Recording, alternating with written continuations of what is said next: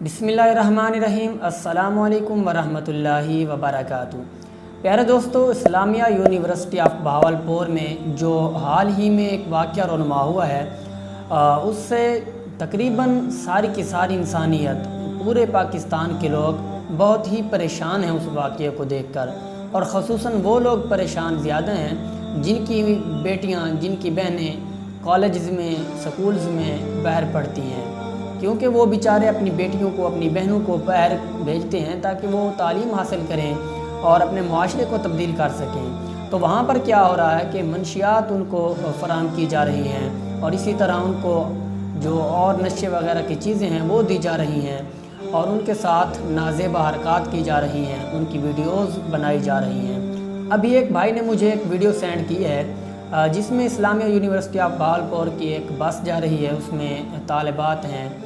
तो जो दरवाज़े पर एक आदमी खड़ा है, शायद गार्ड है या फिर कंडक्टर है, तो उसकी एक नाज़ेबा हरकत जो है ना वो वीडियो में नज़र आ रही है। अभी मैं आपको वो वीडियो भी दिखाता हूँ।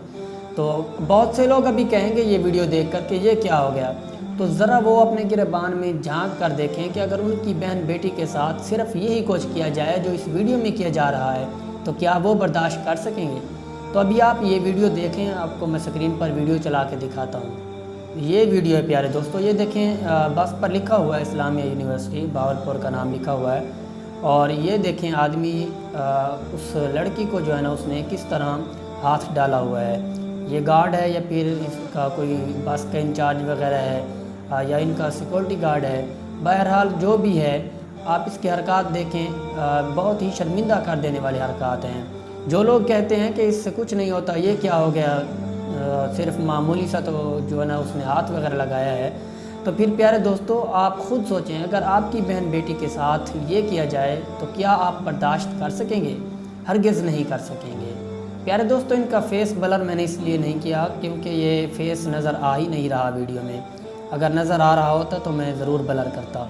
जी तो प्यारे दोस्तों, हाल ही में जो इस्लामिया यूनिवर्सिटी ऑफ बहावलपुर में वाक़या रोनुमा हुआ है, उसके बारे में आपकी क्या राय है? और अभी आपको मैंने वीडियो भी एक दिखाई है, इसके बारे में आपकी क्या राय है? कमेंट्स में हमें ज़रूर बताइएगा।